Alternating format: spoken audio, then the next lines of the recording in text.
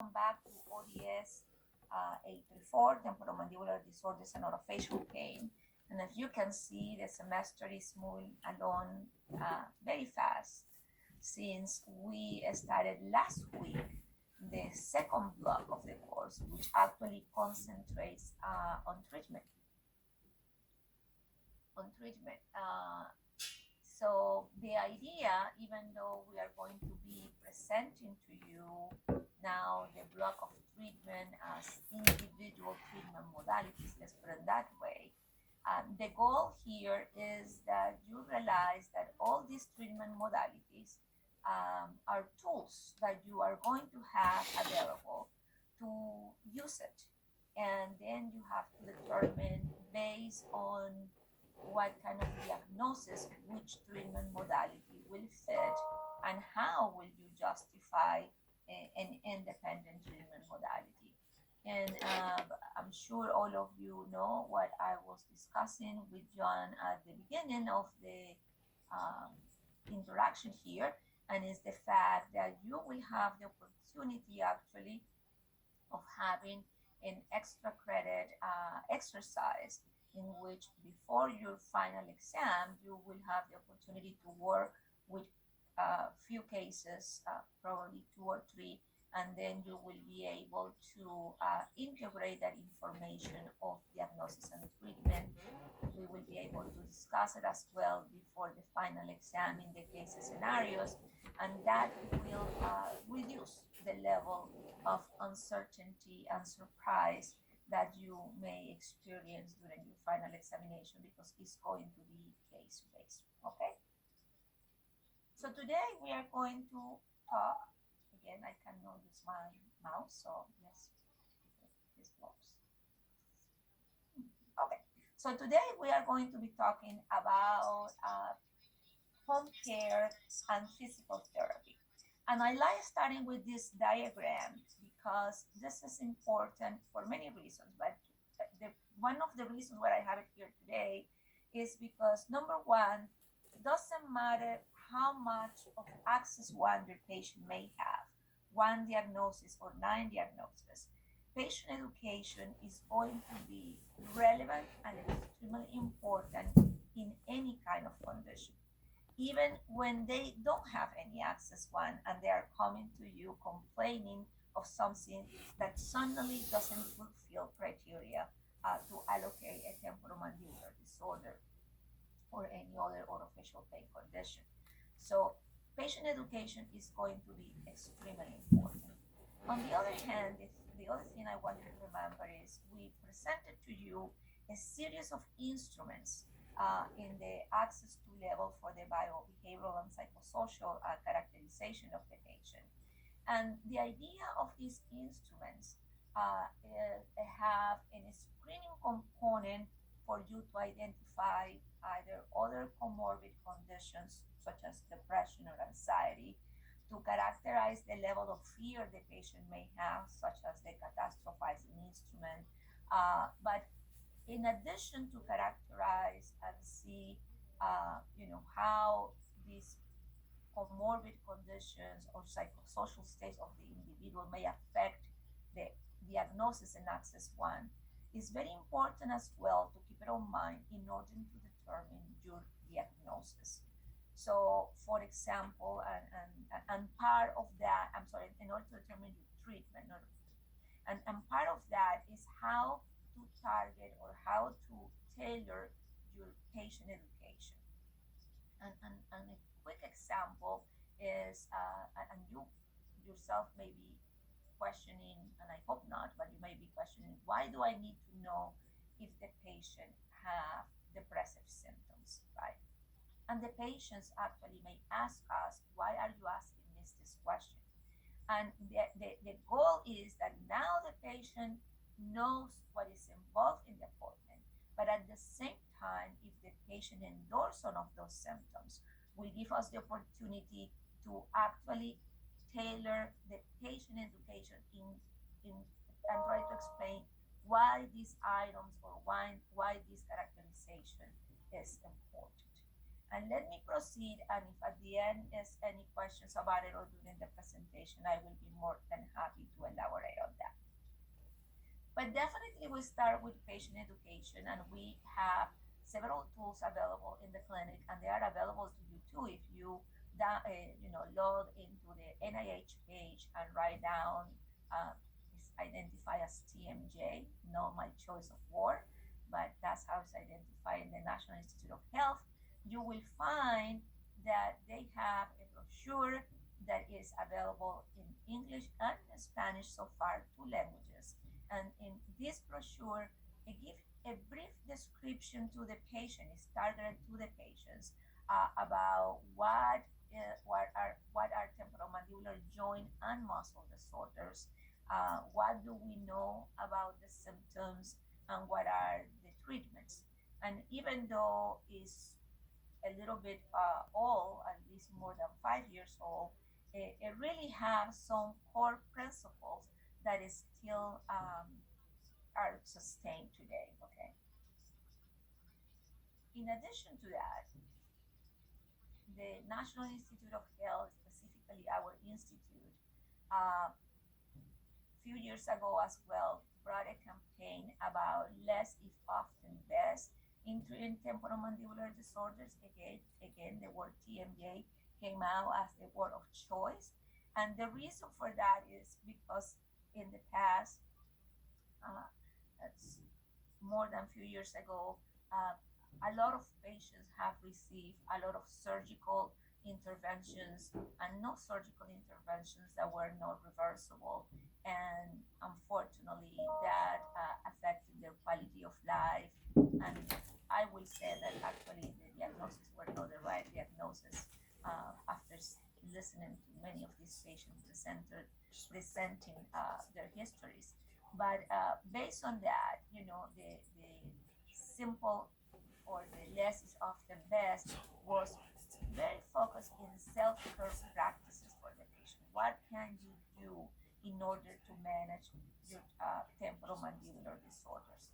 And in this campaign, they explain that eating soft foods, using ice baths, avoiding extreme movements, short-term use of over-the-counter medication were recommended or are recommended based on that publication from the NIH.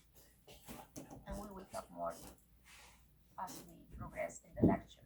So equally important was expressed to the patients by the NIH that avoid treatment that cause permanent changes in the bite or jaw, such as restorations, new bridges, new crowns, occlusal adjustments, orthodontic treatment, preposition appliances were not recommended for the management. And here the key part, or the key word was irreversible treatments. So a patient can have orthodontics for orthodontic reasons, but not for the treatment of temporomandibular disorders.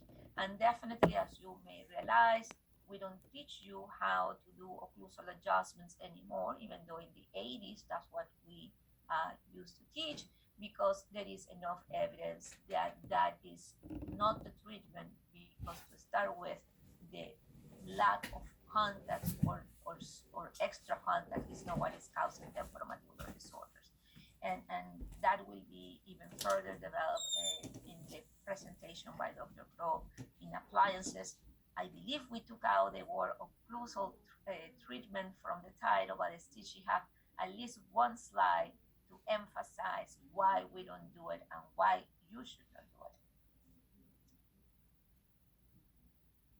In the same publication, I'm still with the NIH, mentioned to the patients that they should avoid surgery if possible, since there were no long-term studies that would show the safety and effectiveness of these procedures. And I will say in this particular item, probably the statement was this strong because of the history behind of patients receiving surgical interventions that in the 80s and 90s were not necessary, and that some of them ended in a very negative impact in the quality of life. of patients, especially when the Teflon implants were used to replace the discal tissue. What I want to say about surgical interventions is that surgical interventions are not the last resource. If I do use all my tools and my patient doesn't get better, that's not the time when I decide to send it to the surgeon to fix the anatomical part that it may be wrong, because it may not be something wrong with the anatomical part. It's the same reason why we don't leave the mental health individual at the end of the road if my appliances don't work. I think when we evaluate the information that we are getting from our patients, we know from the beginning if this is a patient that will benefit for behavioral intervention or if it's a patient that is going to benefit for surgical intervention. So for me and Dr. Pro, you can talk if you would like to. It's not a treatment of, oh, I try everything else, therefore let's send it to the surgeon. I know when I have to send a patient to the surgeon from the beginning of my diagnosis and my first evaluation. You would like to add something else, Dr. Pro? No, I don't think so. I think this emphasizes the same thing that Dr. Orbach said last week. You don't go ahead and do your treatments, and when they're not successful, say, oh, I'm going to send you someplace else. What you do is you build that into a possibility right at the get-go. Yeah. And there are particular conditions, and one that comes right to my mind is the closed locks, the disc displacements without reduction, which by your clinical exam based on the DCTMD is the one that have 80% sensitivity, right? The highest among the disc displacements. That is a condition, a diagnosis that it is from the beginning a candidate to have a surgical intervention.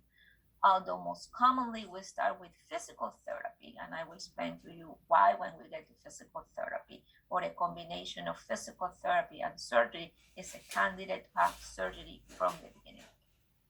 And obviously NIH, going back to my slide, said to the patient that you should find the right place where to receive treatment, the right providers, and they highly recommend university or clinics that are related with hospitals and universities. And with the idea that in institutions like this one, we apply evidence-based care, and therefore patients have the higher probability to receive the right treatment. Now, my goal and Dr. Crow's goals, I believe, is that you guys will take all this body of information that we've been giving you this semester, and all of you will be the right practitioner to tell their patient, this is the diagnosis, I can help you, I cannot help you, and decide when do you will refer, and to create your network of referral with individuals that again endorse evidence-based.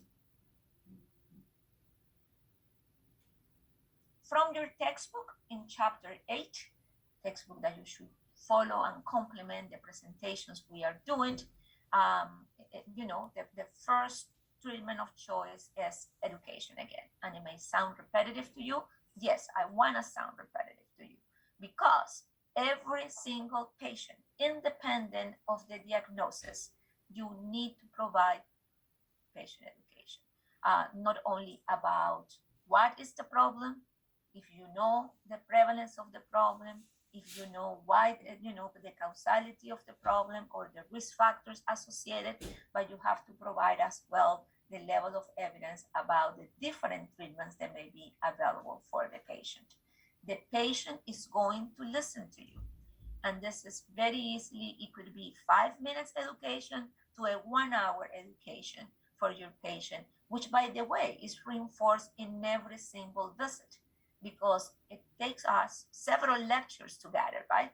It took us several years to get it. So the patient will not completely understand that in 3 minutes speech that you can give them. This is something that you reinforce and you review and you reinforce and you review over the different appointments that you may have with your patient.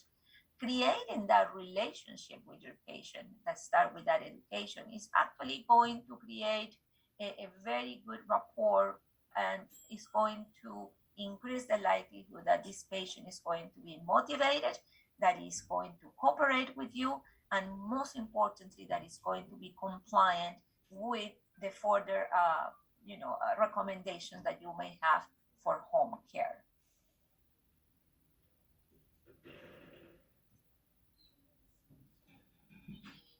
Within the home care instructions that we have for the patient, they are not very different, or they are not different at all than what in plain words NIH tried to tell these patients in their brochure, because it's based on self-management, which may be involving giving a rest to the masticatory system, right?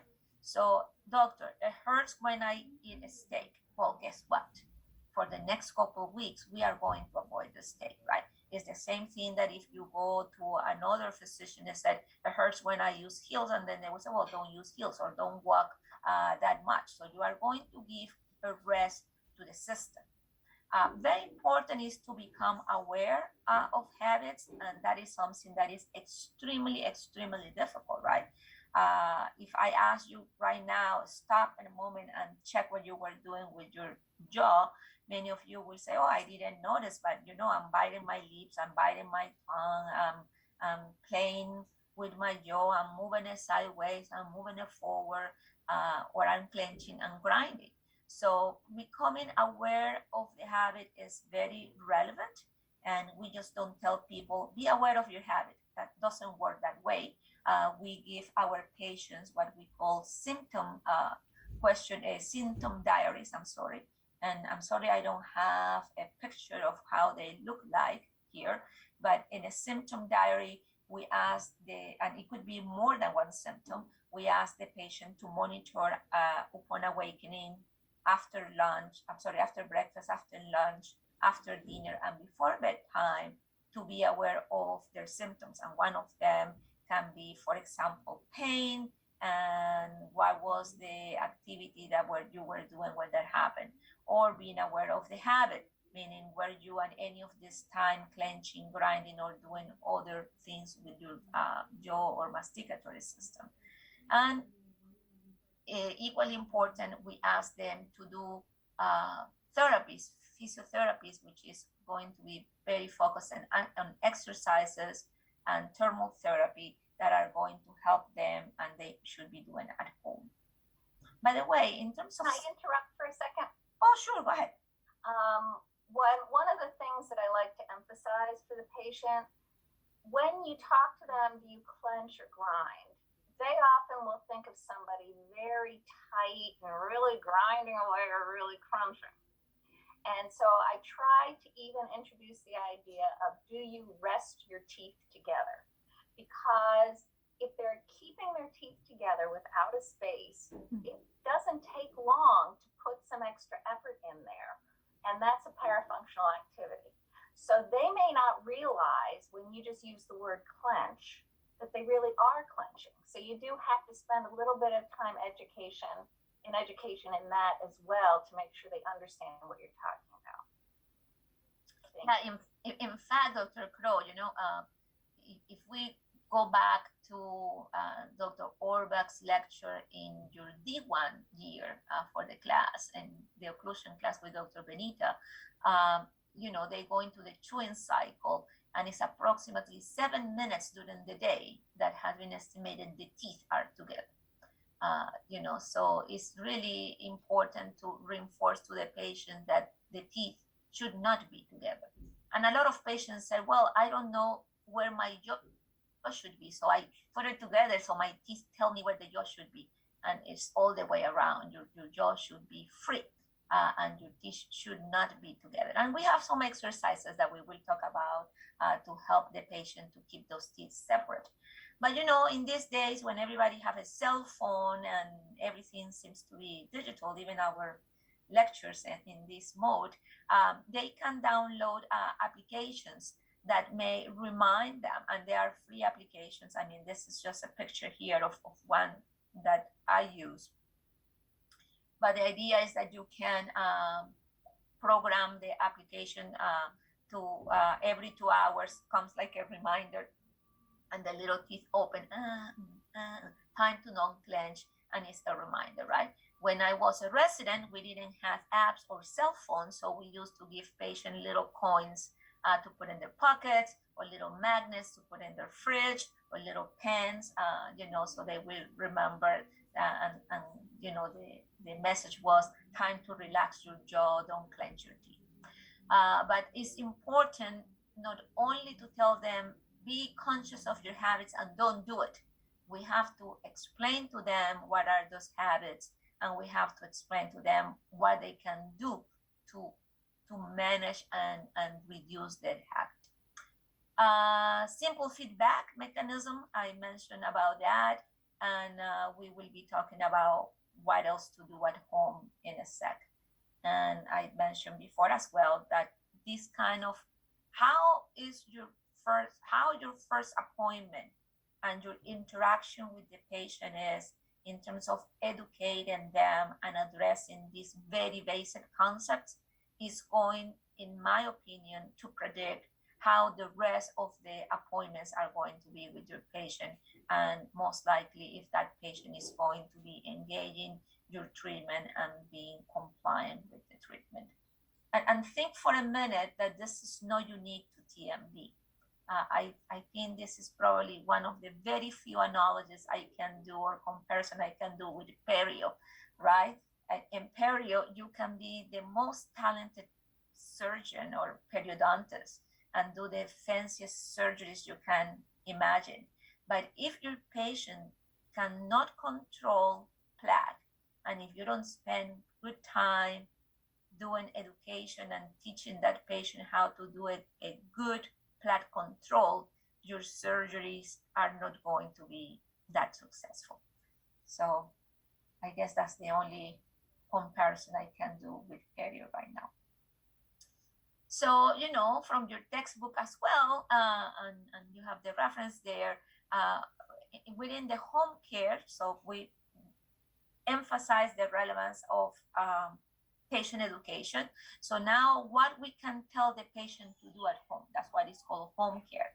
And understand that the principle here is I cannot see a patient every week or the same patient every week forever. I mean, the idea is that we can teach the patient tools that they can apply at home so they can learn themselves, and we can provide all the support needed if needed.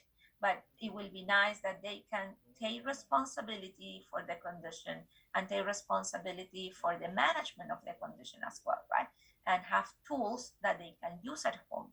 And just as a side, during all this COVID pandemic, and when we were not able to come to the clinics, only an emergency base, I was very nervous that our patients would start calling. And when actually we communicate with them, the answer was, don't worry, I'm doing at home what you told me to do, and I'm managing it well. I'm doing well. Only if I have a very urgent episode, I will let you know, but don't worry, I'm doing well. And that for us in the clinic was very important, because that means that they were listening and that they were applying those techniques at home, which is home care. So we use a lot the heat or ice, and this is just a picture here from the internet. This is a kind of wrap that is good because now your hands are free and you can read, you can cook, you can do your laundry, you can work. We provide it in the clinic for our patients. I think it's the same principle. Ours are black in color with 4 different pads, 2 that goes to the temporalis and 2 to the masseter. But the important thing here is that it can be used either cold or hot. And if we want heat, we ask the patients to put them in the microwave for 20 to 30 seconds. Those are the instructions written in the gel packs. Or if not, to put it in the fridge or the freezer. And you will ask me which one is better. And the truth is that there are no clinical trials. Nobody will fund a study for $5 million to see if hot is better than cold. That was told to me by a previous chair of the physical therapy department. So they usually go by which one the patients feel better with. Obviously, you can even use both, and that is my personal preference without any publication I can use to back up, because I like the heat. Then they do their exercises, and then it will hurt after the exercises a little bit. Then I combine it with the cold at the end. So it kind of numb the area and the pain goes away. What is important to keep in mind is that if the patient, in addition to the TMD condition, have an acute inflammatory process or an infection of odontogenic nature, I will not ask, obviously, them to use heat, because that could make the situation worse. But in terms of which one you use and which one is best, the truth is you have to work with patient and tailor which one they will feel better. I'm surprised. I will expect that those who have muscle pain always will feel better with heat, but that's not the case. Sometimes the combined therapy seems to be better, or sometimes the cold therapy seems to be better for them. We ask them to apply the heat for 10 to 20 minutes, 2 to 3 times a day, and we stop in 3 times. Some patients may ask, if I do it 20 times a day, is better. And I don't think you have to get to that extreme. If the pain is present after function, it is logical then to do it after the meals. That is when they use their masticatory system the most. And then if they are going to combine that with exercises, we can ask them to use cold after, or you can just limit it to the cold. And the cold is, notice that is for less than 20 minutes, it's 5 to 10 minutes, because eventually if you maintain the cold for too long, it will hurt. We ask the patients as well to use, there are few terms. NIH, as you notice, use the term soft diet. That's not a term that I like it too much, because then individuals get limited to mashed potatoes and milkshakes. Dr. Orba used last week the term pain-free diet, because now the patient can determine, what makes my jaw hurts and what does not, and there is a discrimination right there. The term that I use, but I am fine with the pain-free. I'm more used to use the non-hard diet, right? Or avoid things that you have to chew over and over. So for example, you have patients that says, when I chew steak, that's when I have my problem. And so, we can either avoid it for a couple of weeks until you can get to a regular diet, or you can cut it in very tiny little pieces, which is not fun, right? And so then just avoid it for a couple of weeks.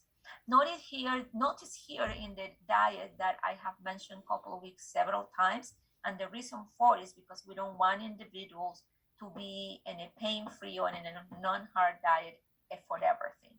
We really want eventually, and sooner than later, that's the 2 weeks window, for them to be able to go back to their diet and reevaluate if it's fine. And maybe, from eliminating 10 items out of their diet, then they can go down to 5 to 2 and so on.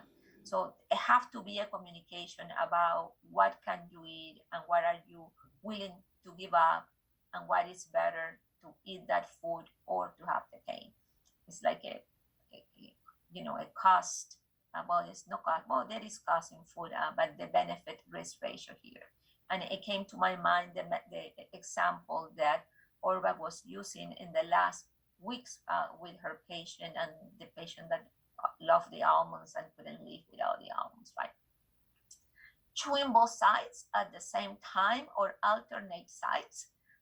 Actually, only in one publication we have this, and that's from the RAM publication, in which they recommend a bilateral chewing from my conversations with people that are more involved in biomechanics, as Dr. Iwasaki and Jeff Nichols are, they say, well, from the mechanical point of view, theoretically make sense, because then you will have to ask people to use bilaterally and to only chew with the last molars. And because you are the closest to the fulcrum, then that will be the less force that you will direct to the two joints, but it have to be then equal force, simultaneous chewing in the very last molar. So what is the likelihood of that happening? I think is very low.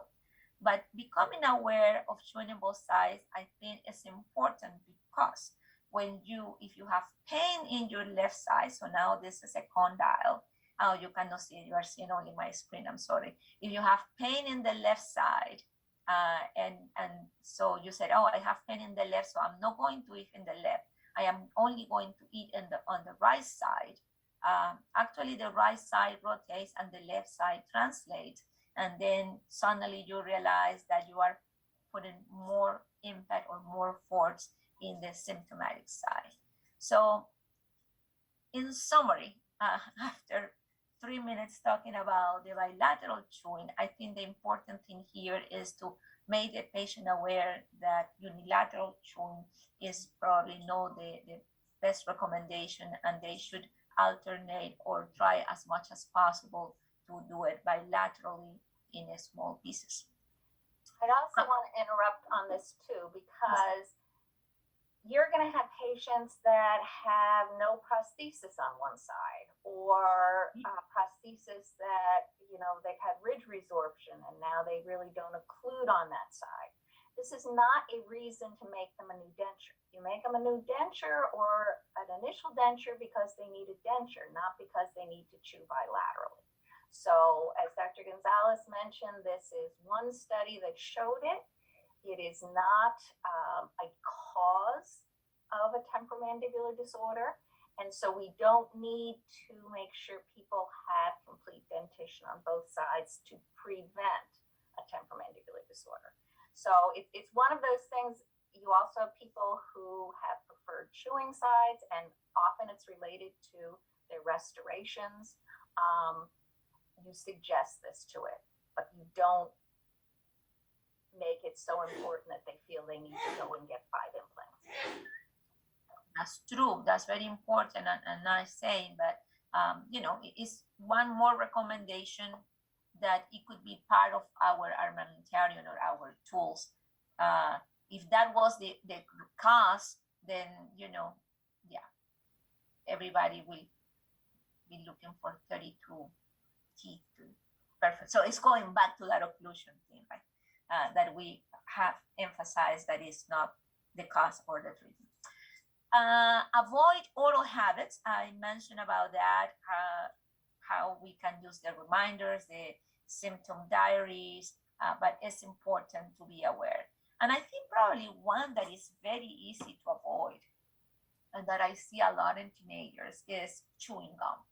And sometimes chewing gum is not seen as a habit, but it is a habit, right? And you can see sometimes I'm taking, histories and doing interviews, and I have the patient and they are chewing and all the whole 45 minutes of the interview. And I said, well, we have to stop doing that, and that will be the first element of your treatment. And when they said to me, but I cannot live without the chewing gum, now we know why the patient have the pain, and that maybe if they cannot live without chewing gum, maybe other factors to assess in that particular patient. And this is the one I like the best. Keep your teeth apart. And I think Dr. Crow mentioned that in her previous comment, but it's very important to explain to the patient that the teeth are not together all the time. And they said, really, doc, how can you do that? I mean, the teeth are the one that keeps my jaw together. Well, they should not be together. And it's important to explain to them why they should not be together, because that will create a lot of force and activity in the muscles. And as you know from the information I'm being given you and later on Orva gave you, oral behaviors are actually a risk factor for the onset painful temporomandibular disorders. In addition to that, I should say that we can inform the patient about other relaxation techniques. I personally don't teach my patient how to do abdominal breathing. In the past, in the clinic, we've been very fortunate in the past. We had social workers and psychiatric nurse practitioners that will dedicate time to teach patients full body relaxation.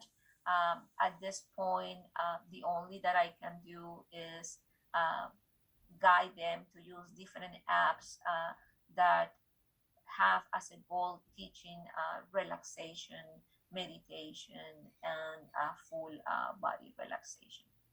Get a good night's sleep is very important, and I have few more slides about sleep, so I'm not going to say more right now.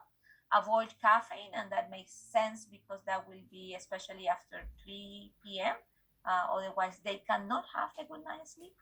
Avoid activities that strain your jaw. So it's typically to have a patient, and I don't know if you can see my face in the little pictures there, but the patient tells you, doctor, when I do this, that's when I have the pain. And sometimes the treatment is very simple. It's like, you shouldn't do that, you know. That's not what the jaw is for, and you don't have to be doing these extreme movements to the right, to the left, and forward until you feel the pain or until you hear the pop or until you feel whatever they may experience with these extreme movements. And then part of the home care is use home care medications most of the time. I think in our clinic, in terms of prescription, if we do 5 prescriptions in a year are 5 too many because we are able to manage patients with home care, physical therapy, the use of appliance when indicated, and with over-the-counter medications. But you will have a lecture in pharmacological tools on pharmacology that you can use when it's needed.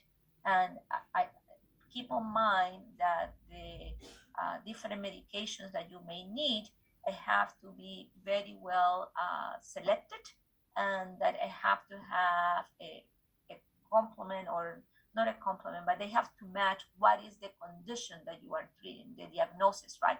So a quick example, right? If we are treating the muscle pain, myalgia, and we know that myalgia is not related with an inflammation process, at least up to today, information that we have to prescribe a patient a non-steroidal, a steroid inflammatory or a non-steroidal in a regimen to maintain the anti-inflammatory effect makes no sense, because that is not what is causing the pain. You can use it at the analgesic level, but not to the anti-inflammatory level, and so on. But that's a lecture that Dr. Crow will supervise, and Dr. Hussein will come and give to you, so I'm not going to give more about that.